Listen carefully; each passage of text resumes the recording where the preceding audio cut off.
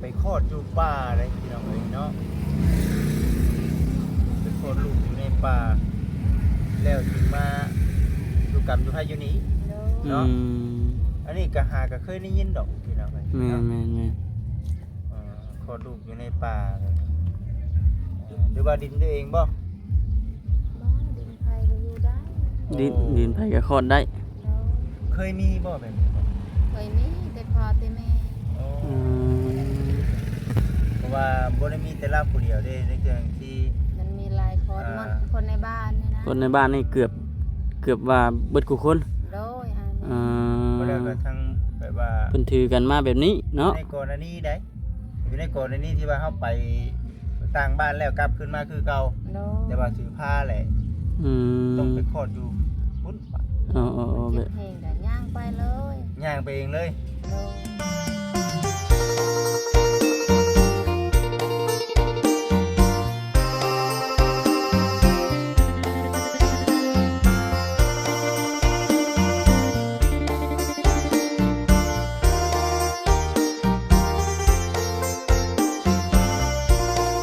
โดยพี่น้องเอ้ย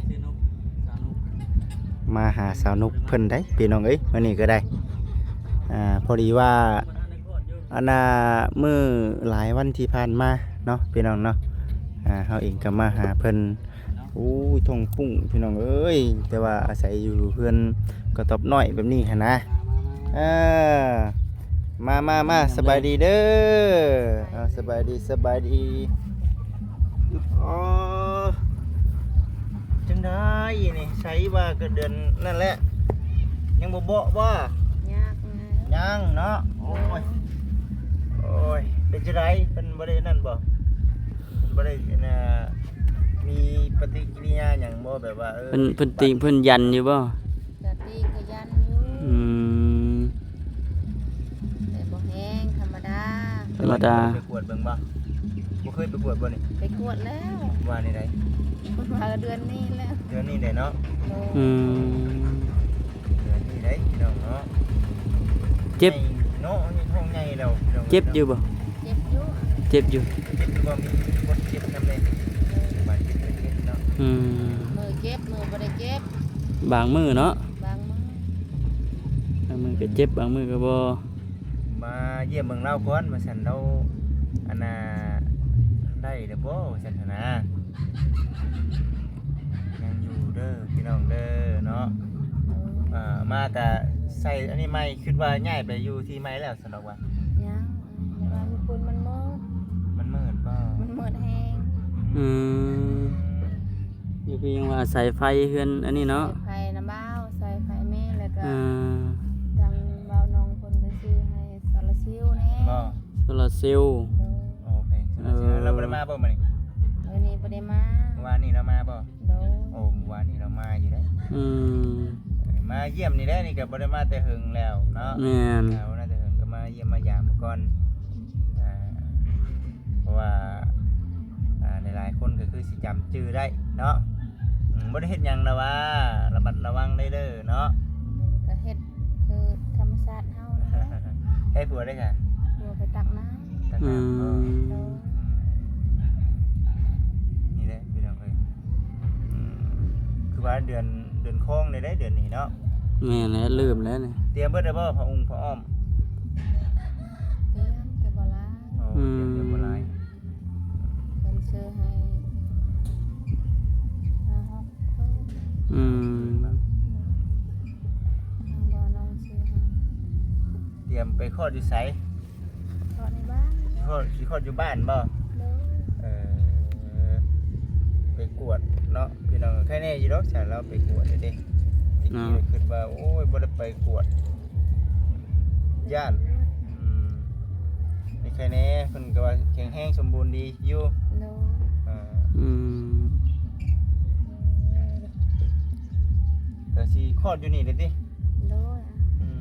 แต่ว่าเฮาไปคลอดอยู่พุทธเนาะแล้วก็อยู่ที่ ไปโคตรอยู่ป่า โดย แล้วก็มาพักอยู่พี่ โดย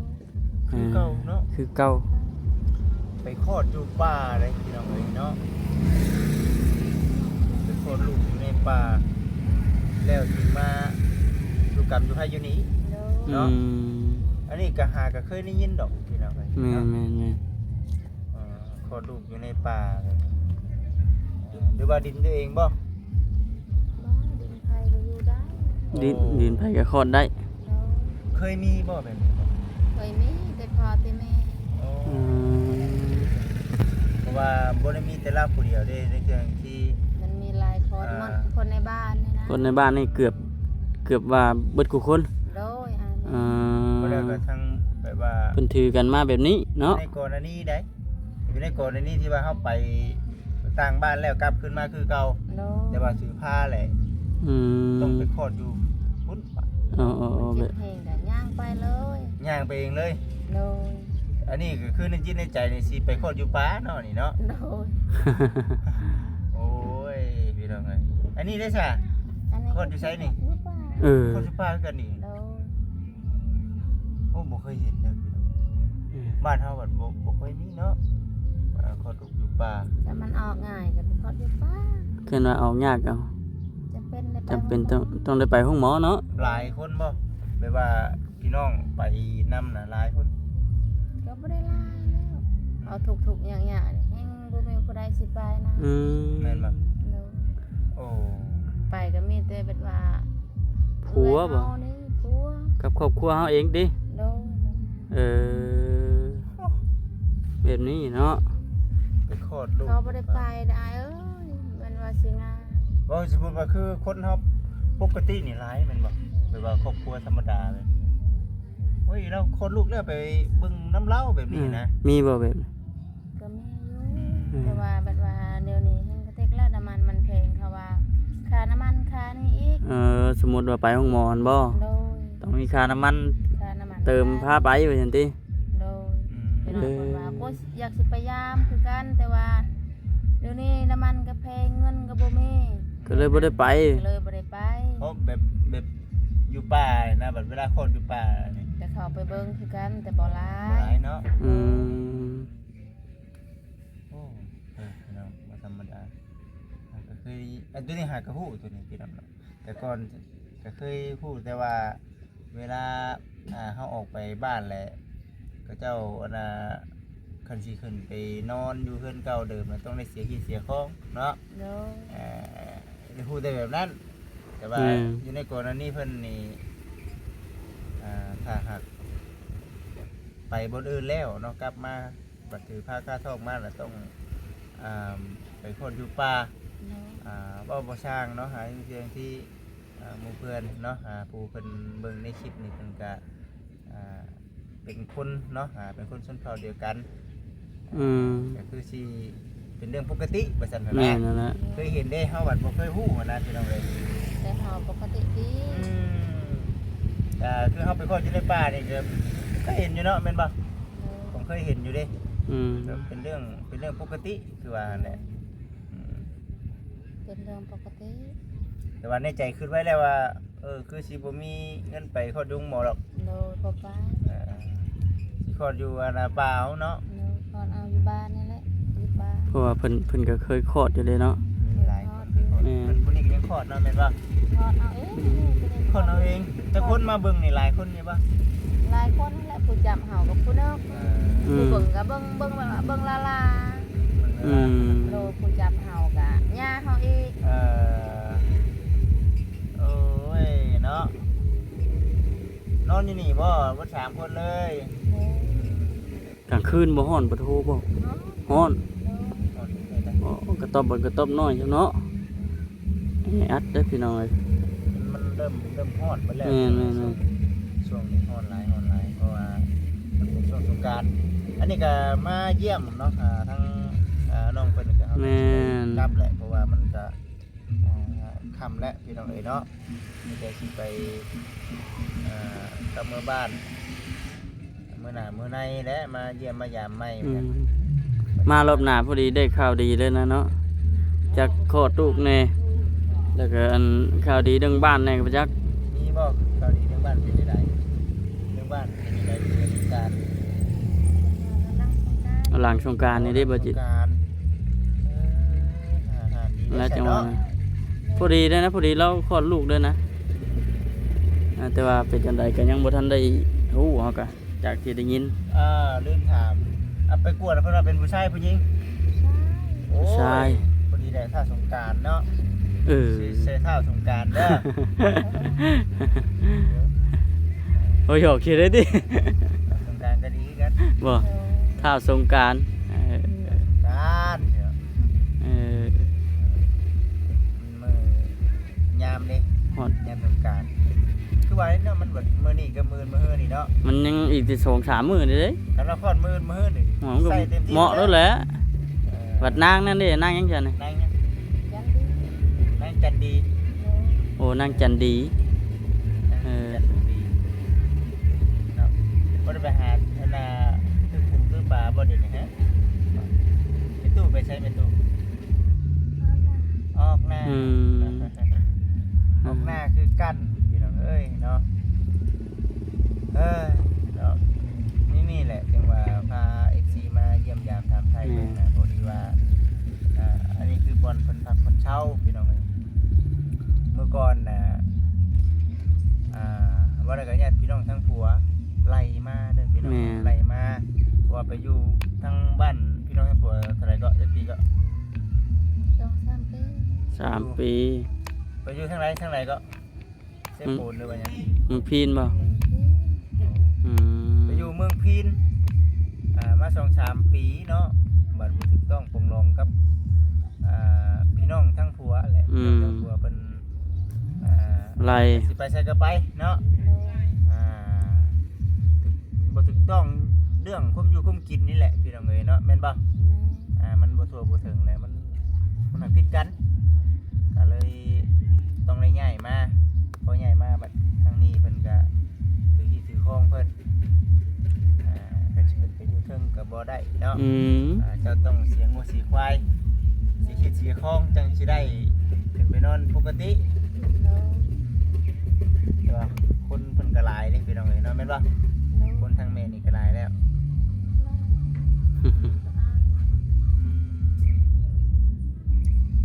ได้จังว่ามีแต่เบิ่งไปพี่น้อง แม่ เนาะ แต่ว่าเรื่องข้าวเรื่องน้ำดิเป็นนี่ได้เอากิน ไปขายทานแล้วก็ซื้อ โอ้ นี่เอาเงินซื้อทานบ่ซื้อข้าวได้ มันขายทาน คน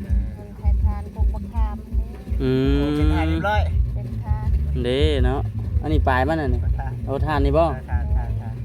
ชอบเท่าไหร่เสียเป็นสิ บ้านนี่เอาไว้ ถ้าอยู่ได้เนาะบากบขามายังเฮ็ดทาน เนาะ ให้กูป้าให้มัน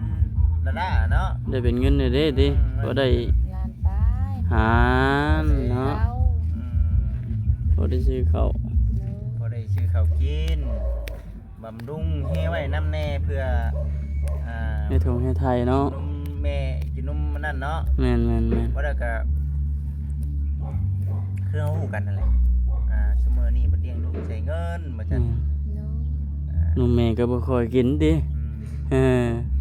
แต่ว่าเพิ่นบ่ได้กินนมแม่ กินนมไหม อืม อยู่ก็เบิ่งไปพี่น้องเนาะเลี้ยงแบบใดก็ได้แล้วแต่มันสิเป็น อืม แล้วไปตั้งน้ำไก่บ่ผัวนะ ไก่ ย่างไปนี่บ่ บ่อันขับรถไทยป้า โอ้ใส่รถไทยไป โดยเฮาก็สิตุกใส่น้ำเพิ่นค่ะ เป็นน้ำมันนั่นบ่ น้ำซ่า น้ำสร้าง เป็นน้ำสาง อืม บ่ได้กินเนาะ โดย เจ้าบ่ได้ไปน้ำเพิ่นบ่ฮะคือบ่ไปตั้งน้ำตั้งในน้ำกัน เอาบัดเพิ่นใส่กระโปรงลายเด้2-3โพยเพิ่น อืม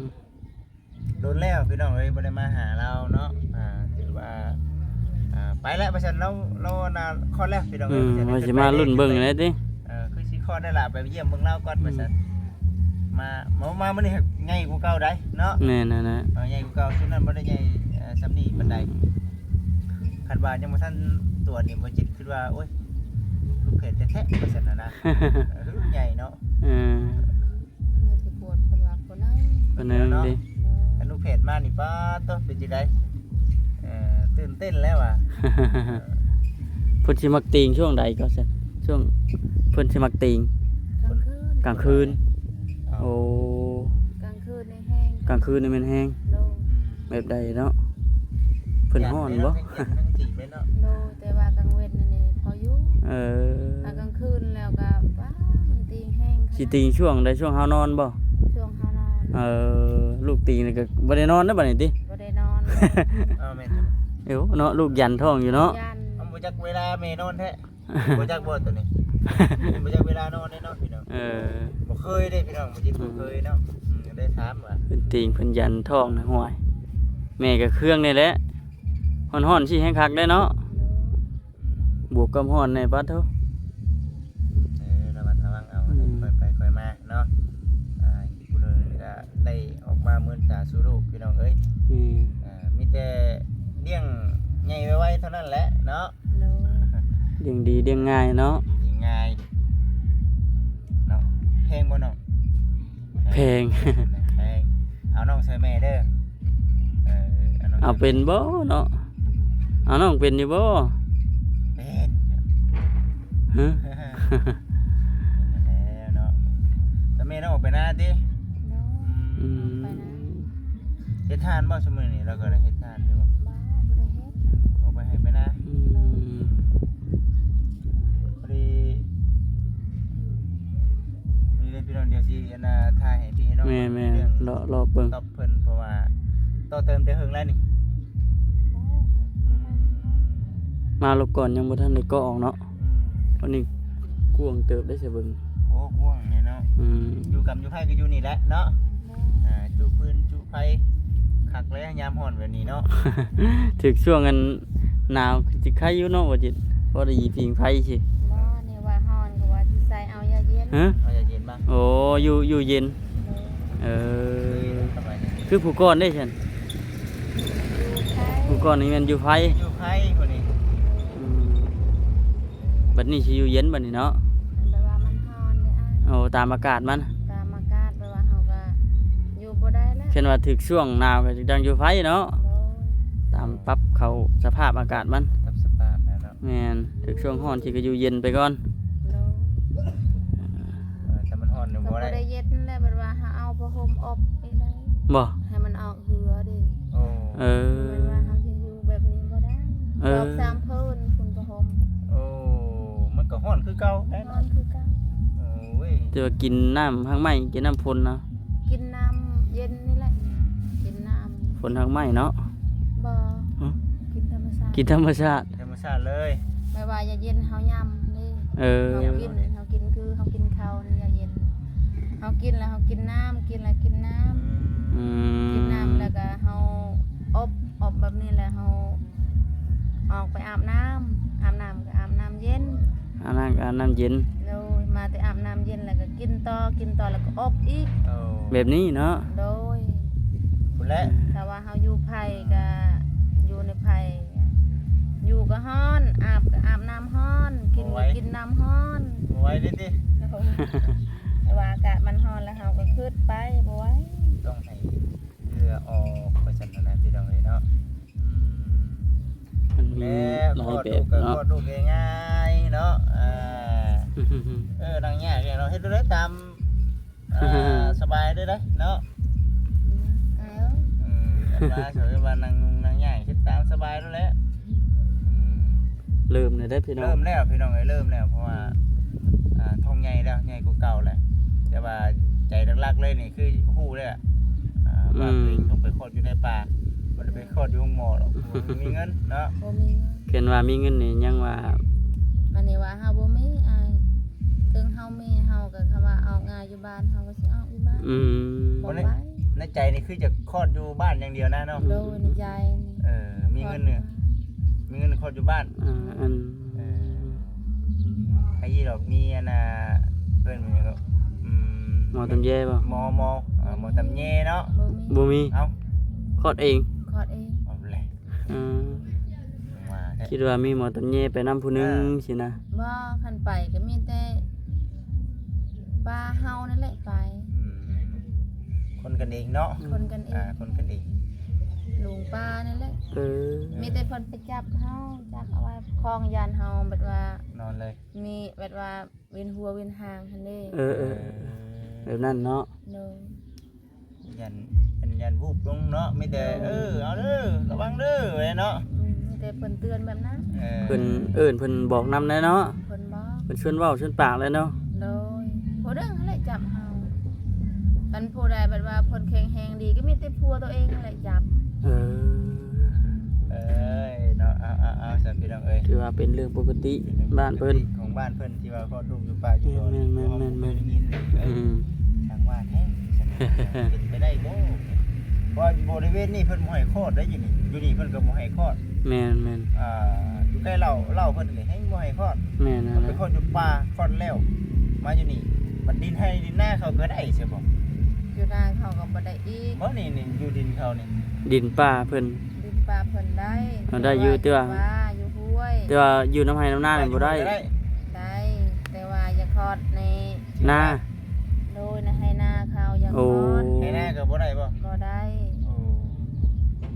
แต่ว่าอยู่ป่า น้ำป่าน้ำห้วยเนาะ โดยอยู่ป่าอยู่ห้วยได้ คลอดอยู่ห้วยบ่ซะเนาะ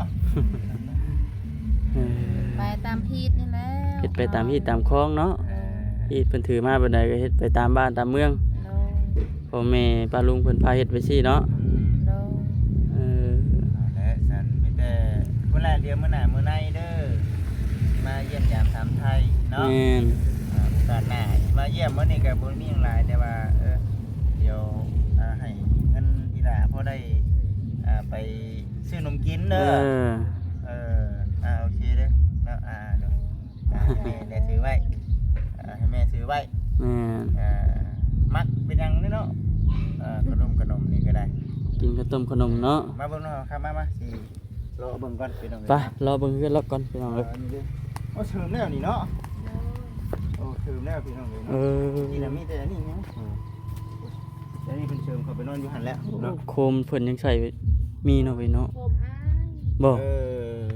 นี่มีเห็นมี โคมแบบนี้ยังมีอยู่เนาะ นี่เด้บอน